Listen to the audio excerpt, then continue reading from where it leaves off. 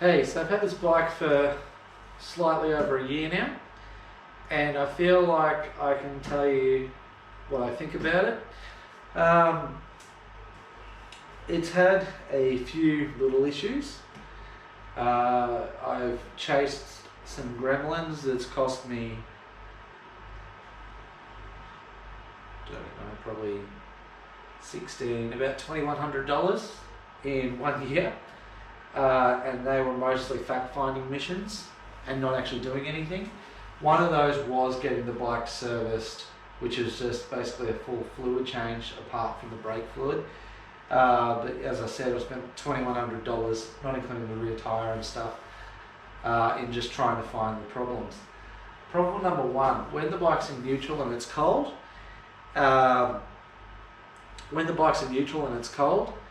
it acts like it's a carbon motorcycle. Like you give it a little bit and then a lot, and it just chokes itself out. And it feels like an electronic cut, so it could be the stepper motors or the idle control of stepper motors that's cutting the idle when the bike's cold, or it's an ECU thing. Once the bike's in gear and running around, it doesn't cut out, it doesn't drop off or anything like that. So that's one thing. I've learned to live with it. The couple of other things, I'm starting to notice a little bit of slack in the drivetrain. I don't, I'm not tooting my own horn or whatever, but I can ride it around so it doesn't, excuse me.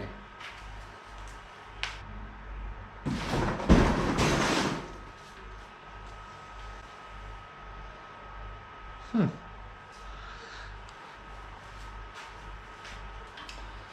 think there's a mouse in that moving box. So anyway, where was I? Yeah, so when I'm riding it around, I can just give it a little bit of load and just pull on the, and it, you won't feel the dunk or anything like that. I've got my dog checking it out. Good girl. I won't have that dunk kind of feeling because, again, I'm not the best rider in the world, but I am smooth, so I can sort of avoid that slack. Second problem, the speedo's been skipping. Not all the time, but sometimes. Took it to South Bank and they seem to think maybe some lube's got loose and it's dried up or something. So it has a bit of friction on it because it runs on a magnet. It has a bit of friction on it, so sometimes it does it, sometimes it doesn't do it. They said we can't open it and clean it out because it's a sealed unit. We don't do things like that. If we opened it, we have to replace it, and it's about $1,700 for a new one. And the fact I'm probably only going to keep this for another 20, 30, 40,000 Ks, I don't want to spend that kind of money on that kind of an issue. Worst case, I can get a GPS speedo. I mean, I've noticed that the the odometer is dead on. I did it over 3,000 Ks, it was exactly the same as my father's bike, so I know that's not an issue even with it skipping the speedo sometimes. What's next? The heater grips have stopped working. That's just, again, it's just consumable. The glue's let go, which means they spun a little bit and they've just snapped the little coil that's in there. I could go in there and try and fix it, but I'm just choosing not to. When I went to South Bank, they said about $350 to replace it. I just went, no thank you, I'm not interested. I think I'll either live without it and get some really good warm gloves, or I'll just put a set of Oxfords on. I know that's crap and dodgy and seems a bit westy. That's just a term in this part of Victoria. I don't like it, but it's just the cheaper and easier option, because if they break, you throw them away, you start again. So that's going to happen pretty soon. Haven't had any oil leaks, haven't had any mechanical issues really. Haven't had any mechanical issues. When this bike's warm, it is like a brand new GS. I've only ridden it 5 or 6 times in the last 2 or 3 months, probably longer than that actually, in the last 3 or 4 months. and I forget how quick these are. Again, I treat it with respect. It's not a sports bike, but once you get that forward momentum going, like you don't launch these off a set of lights, they're not designed for that. Once you get that movement going when you're out in the open a little bit, you just pass the car at 140, 155 and then pull in and start slowing down. And I took advantage of how good the bike is. I'd forgotten how good this bike is. When I was having those major issues, I thought, bloody hell, even with an issue, this bike's worth about $7,000. Mint condition, it's worth about 10. To the right buyer, of course. There was a small period of time there where I was going to trade this in for say like $4 grand, drop 5,000 of my own money, and go and just buy a KLR 650. And everybody I told that to yelled and screamed and said, don't do it. Don't do it. Keep this bike when you're working a little bit more, spend money on it, and just keep it going like an old car. It'll treat you well, and I'm really glad I didn't do it. Those KLRs do look really cool, and in the future I will have something like that when I'm a bit more well off. I will have this and then something a bit more either small for like single track, because I really want to give that a go, or something sporty as well as this, and a car, and a speedboat, and a jet ski. No, I hate boats. But those are the major issues, as I said. Also, I said that I've spent about $2,100 on a fact-finding mission, and it just really didn't go well. I sent it in to and I had a draining issue, a battery draining issue. That was another one I sent it into South Bank for because I just couldn't figure it out. Put a brand new battery in it. 4 days later, dead. I couldn't figure it out. They played with it. They did some other stuff that I asked them to do. Then they let it sit there for 4 or 5 days. By the way, they gave me the coolest friggin'. I'm a big boy, right? I'm 120-ish kilos. And I said to them, look, can I have a rental bike? And they said, oh, it depends what we've got at the time. So, well, can I book one? And they went, oh, yeah, you can book one. I'm like, well, let's do that. And they were going to give me a little 310GS or whatever they are, GS 310R or whatever. And I said, look, I won't hurt your bike. I'll treat it with respect, like I treat everything else with respect. But I said, I've got to ride home, and it's well over 150 kilometers.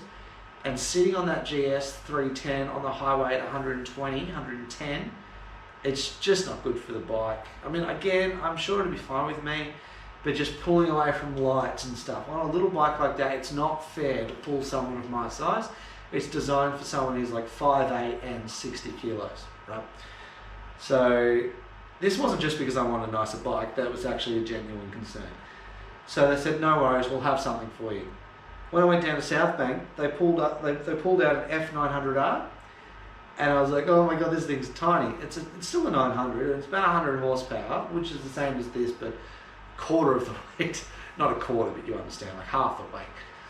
And that thing, that stock exhaust, and it was awesome. Absolutely freaking love that bike. And they're only like, I think the nice one is about $19,000. Everyone calls them the rich man's, the rich man's MT-09. And I'm sorry, it's true. MT-09, I have ridden an MT-07, which was one of the coolest bikes, Chris Peacock. I'm talking about your bike there, mate. The MT-07, I've had a go at an MT-09, but I rode it very chilled out because, you know, I didn't know how the bike was going to react and things like that. And I've just heard nothing but really. I mean, I'm good at controlling a motorcycle, but I didn't want to do something to this dude's MT-09, so I didn't really get the full potential of it. But honestly, if I was going to walk in, I think I'd just go the MT-09 because of the servicing cost and the aftermarket scene and things like that. But that F900R BMW was friggin' awesome. Back to my main point. Went in there, they did some things to it, they checked some things, and to be fair, they actually did do some things. They corrected another mechanic's work, which drives me batty because the other mechanic got $800 out of me, and all he did was fluids and a couple of other things that he did wrong. and South Bank corrected that.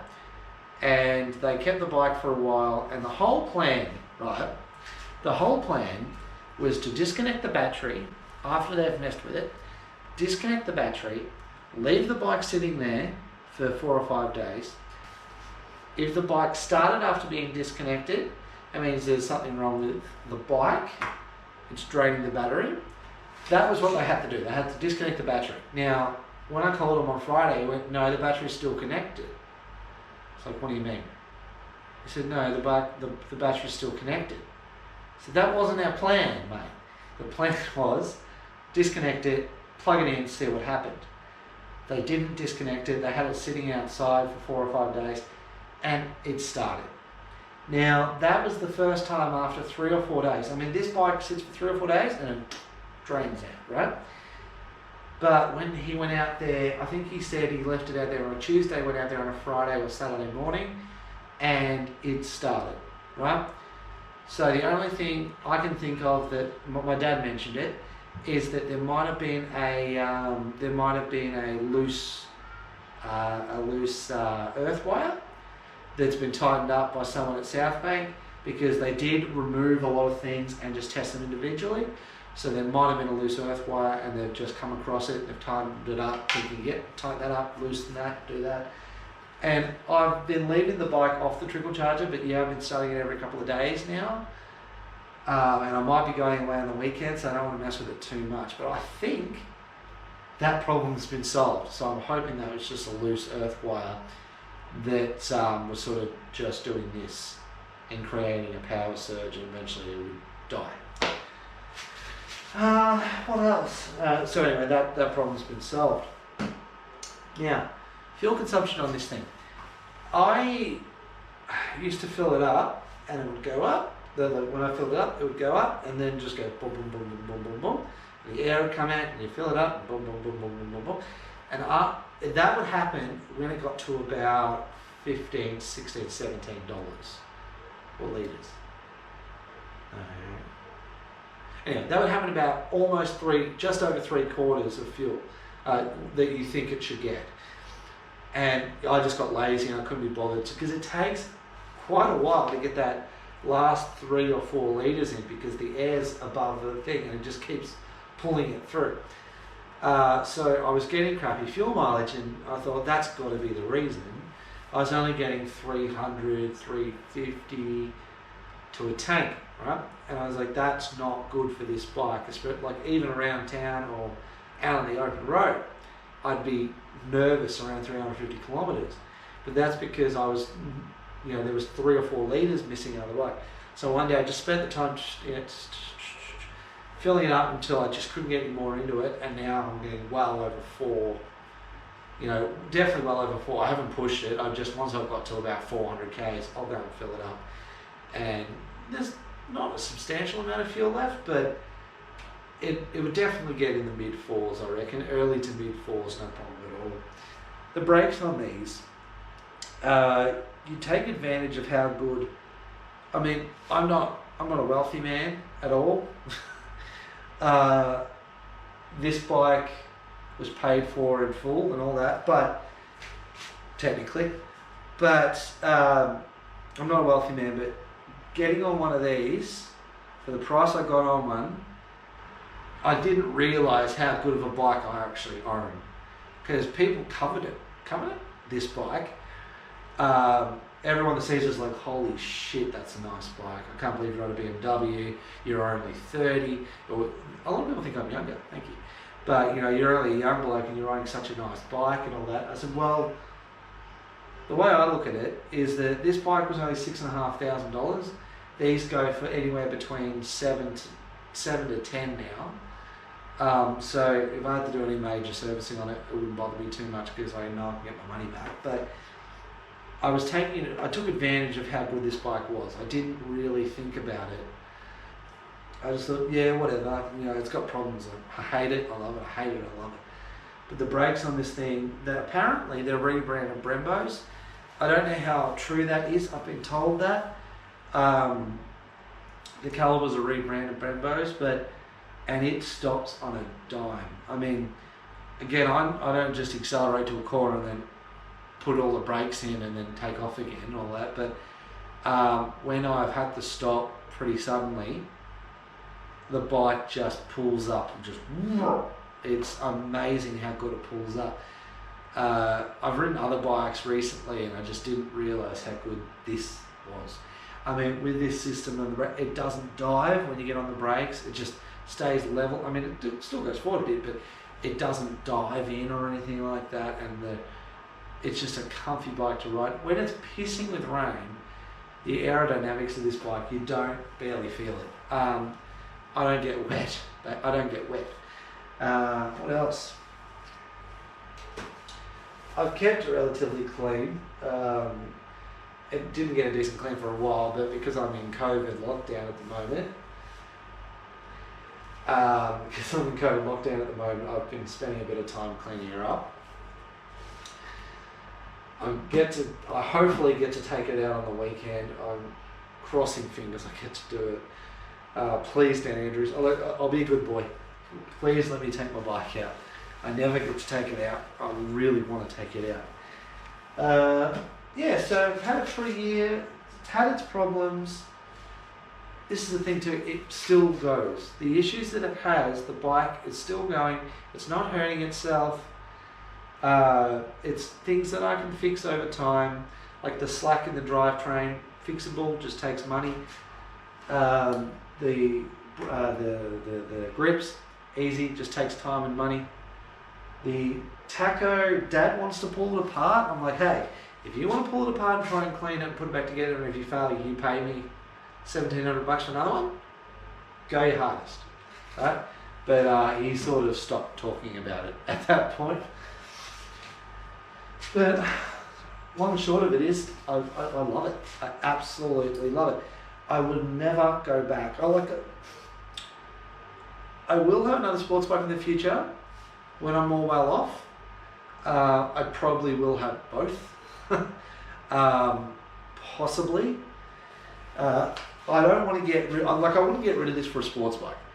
I will never go back to anything. I'll always have an adventure tour or adventure sport. I don't know what this one goes into. Is the tour or a sport? I'll always stay in that. I'll always have an adventure tour or adventure sport motorcycle. Always. For sure. It's comfy for me. It's more than enough power. I mean, I've had Blackbirds which are 170 horsepower or something. Yeah, they're cool, but after 130 k's, I just want to throw it down a bank because an embankment, because it's just, yeah, it's fast, but it's a bitch to ride long distances in my condition. I mean, someone who was younger would probably go nuts over it, but this is just perfect for me. Servicing cost is stupid. It is absolutely fucking stupid. Again, I put $800 into a oil and filter change. $800 into an oil and filter change. And I think, throttle bodies, which the guy did wrong. And the tappets, which the guy did wrong also. Southbank looked into it, and Southbank charged me $590 to correct that guy's mistakes and to look at my problems that I've got here. They redid the synchro, they checked the speedo, performance, acceleration, shaking on test ride. Speedo works correctly, acceleration is linear, shake has improved a lot, but characteristics of an air-cooled motor. Basically calling me a dickhead, but anyway, that's fine. That was, $590. And then, no, I forgot the GST. $650, including GST. So it was $650 to correct that guy's mistakes and have a look, and they didn't even solve the fucking problem. I've learned to live with its issues. I will fix them over time, but I love the bike. I absolutely love the bike. People have talked to me like, oh, well, if you love adventure sports or adventure tours, when this, shits itself, what are you going to get?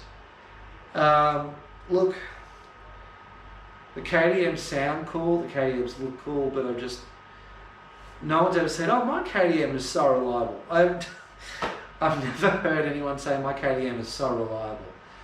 That scares me. Even though I've got problems with this, KTM just seems to have constant issues. So I never get like a KTM 1090 or 790 or anything like that. What's another competitor? I wouldn't mind looking into the Tigers. I think the Tigers might be chain driven. Those big 1050 Tigers, or 1200. Sorry. I think they might be chain driven. That's another thing. I'll never go back to chain or belt or anything like that. Shaft's the way to go. Yes, it costs a friggin' fortune when they break, but if you maintain them, it should last you the life of the bike. So I'm always going to stick with shafts. So yeah, the 1250 Tiger. The newer BMWs, I've heard nothing but issues again. The system with the clutch in the front and everything's running oil and all that, when things start to degrade, metal parts start to degrade, you get metal filings apparently in the oil, and then the bike ages quite quickly. I don't know how true that is, I've heard it, so that's sort of scared me off those two. I think if I had to do it, Africa Twin? Yeah, Africa Twin. Yeah. I think I'd love to try an Africa Twin. That to me, in that red and white and black and white or whatever it is, that's a cool looking bike. I'm a big guy, it looks very narrow, so I might get a little uncomfortable, but I'd love, if I was in the financial position to get something else, I would love to talk to them. The new V-Stroms, they're good too, but when someone asks you, what do you ride, you have to tell them you ride a V-Strom. And every time I hear the word V-Strom, I think of the early 2005 600s or 650s. You'll never get away from that bad sort of like Lambs approved vibe. I mean, yes, there are 1000 or 12. Actually, I need to look that up, but I couldn't just walk up and say, "Oh, I'll ride a V-Strom." They're just too boring. Because I do forget I ride a BMW, and it is a fancy bike, but it comes with fancy costs. So honestly, I don't know what I'd move on to. My whole plan is to, when I get a little bit more financially stable, is possibly keep this, get finance on another motorcycle, or I really should be buying another car. The 2018 accents outside, but I really should be buying a second car. But priorities, you know, I want a second motorcycle. But we'll see how that goes. Yeah. I also fitted a GPS to the bike, a Garmin, TomTom. And I honestly, been embarrassing, I can't remember the brand. It was about $600 something, and I can't find it at this present time. It should be up here somewhere. Sorry, I can't see. That's better. Also fitted the latest TomTom GPS. I probably will never go back to not having a GPS. I've just realised how bloody good they actually are. It comes with a Ram mount, sorry. It comes with a Ram mount, solid as a rock. It's up there on the bar there, the GPS bar. I'm going to have to get a new front tyre soon. This Scorpion Pirelli, I think it is. Yeah, Scorpion Pirelli, whatever it is. That was on the bike when I got it. I got this bike when I had 69,000 Ks on it, now has 78. And that tyre's still going strong, which means it must be hard as a rock. It's starting to show very mild signs of wear, so I think I'll replace it soon. But so cons, costs a hell of a lot of money to service. I'm just going to service it myself from now on. I figured out most of its gremlins, and I can live with them or work around them. Pros, it's comfy as hell. It's got more than enough power than anyone could ever use. Brakes are amazing. It's awesome to go camping on. It does all right in the dirt with these tyres, obviously, you It doesn't feel super heavy. You can flick it around on the looser stuff and have a bit of fun. But I'm sort of past that now. And yeah, I'm just more than happy with it. I mean, if you have any questions, please don't hesitate to contact me. When I went to look at this one, Dad recommended I get the earlier model, and I probably should have listened to him. There wasn't many of them. The only ones that I could find at the time were the grey ones, and they just looked to 1984 for me. A friend of mine, well, a friend of my father's, has like an adventure one with a blue and white tank. It's frigging beautiful. I probably could have bought it at the time, but it would have been a good project. I just didn't have the money, because my dad got it for an absolute steal, sold it. I don't know what he paid. I don't know what he sold it for, but that's his business. And the bloke who owns it now has just made it look absolutely immaculate. He's had his problems with it. I think it's had one problem where it wasn't starting, and he, hopped in his. It had one problem where it wasn't starting, and he hopped in his shed and spent some time on it and just made it work.